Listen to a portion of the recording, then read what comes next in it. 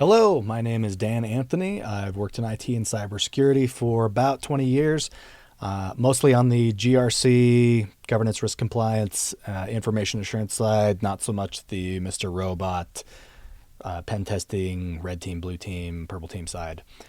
I enjoy hanging out at the subreddit, the cybersecurity subreddit, and got a question and responded to that question in a video previously.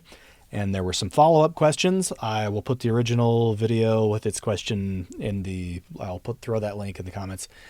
And without any further ado, let's jump into the follow-up and see what we got. If I could ask you another thing about this topic, do you think attending network administration or software development would be better in terms of job opportunities in and outside of cybersecurity? What does future-proofing look like for them? Another thing I mentioned in my video is work experience, and that's tricky because it's hard to get work experience without a degree. And I read a study that says 84% of IT jobs require a degree, but then you have the degree, you still need work experience 5+ years, as I mentioned, to enter a cybersecurity job. So both are useless. I've pretty much coped with it by saying to myself that the co-op in college and university will be beneficial enough, but 5 years for entry level is just way too high, man. Yes, 5 years, 5 to 10 years for an entry level position is terrible. But unfortunately, that's very often just the way it goes in cybersecurity. I don't know what to tell you other than personally, when I get on a plane, I like to see a little bit of gray in my pilot's hair, right? When I go into surgery, I like to see a little bit of gray in my surgeon's hair, right? Sort of a thing. I want to see that they've been around a bit and they have experience. And a lot of companies they want the same thing in their cyber professionals, as they want people who have been around a bit. So I'll jump back to the beginning. Do I think more about network administration or software development as far as job opportunities and future proofing? One is going to be as good as the other. Really, the question comes back to you, and which one do you feel like you can really jump into? Which one do you feel like you can really dig into and just go deep and keep learning and keep getting certifications and just remain interested in? I'm not saying do the thing that you love. Right?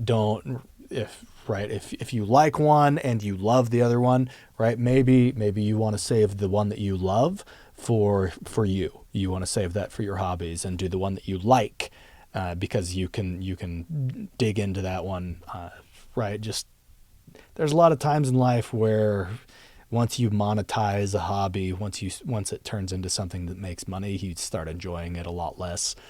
So really, it just depends on you.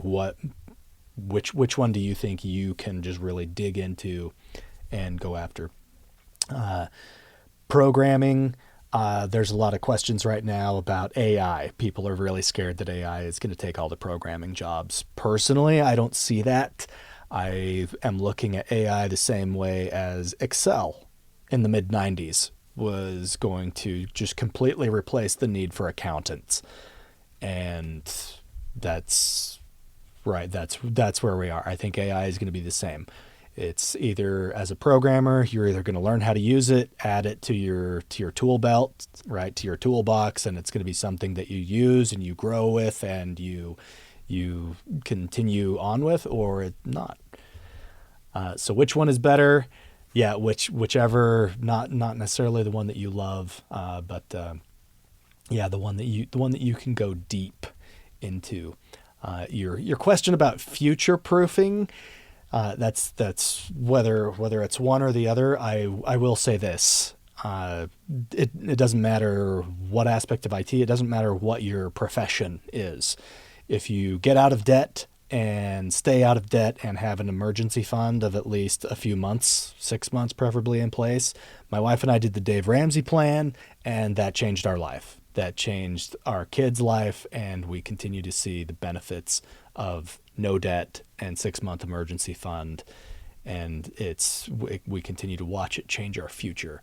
It was an awful process to go through when we did the getting out of debt part, the only eating beans and rice and selling everything that wasn't our kids, and just doing everything we could to get out of debt. It was an awful experience, but getting there, getting on the other side is it really can change your life. I will throw out that I've known a surprising number of people who were out of debt and had a 6-month emergency fund in place, and they did get laid off.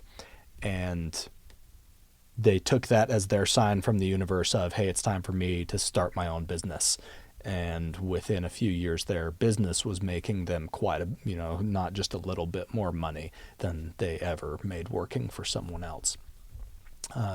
So how would I get into networking or programming if I have no experience? The beauty is that both of those do have relatively direct roots into those professions with almost education alone.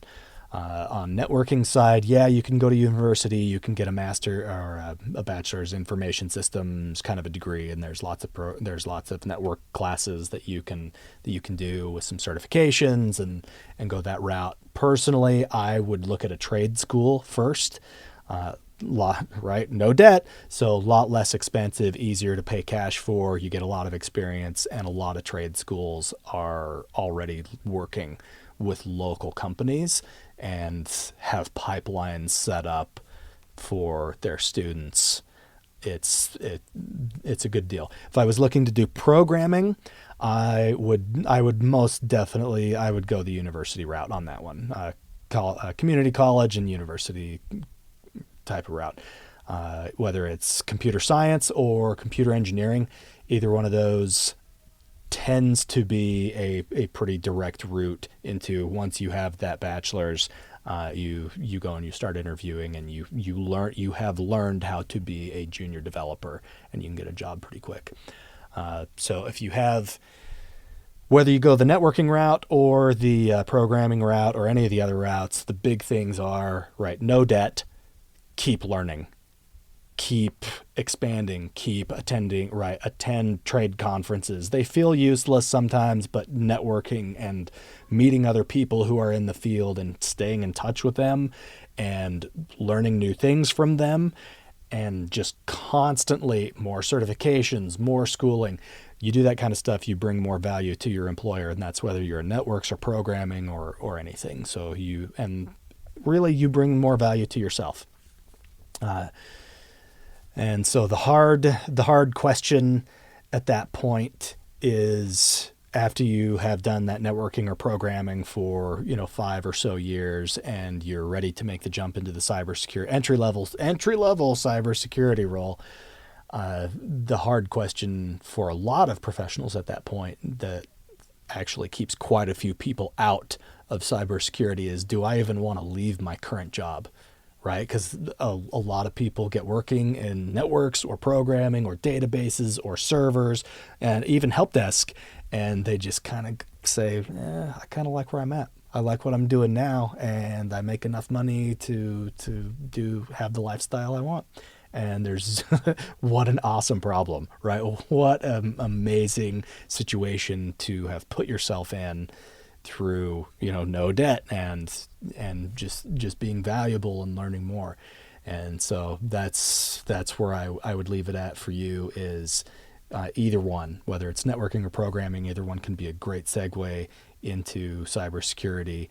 And for anybody else who's watching this YouTube, whether you've just happened onto it or not, thanks for watching. Appreciate it. Please do not subscribe, because I use this channel for all my videos, so you're just as likely to get notified that I just made a motorcycle video as something to do with cybersecurity. But appreciate the likes and the views, and have a good night.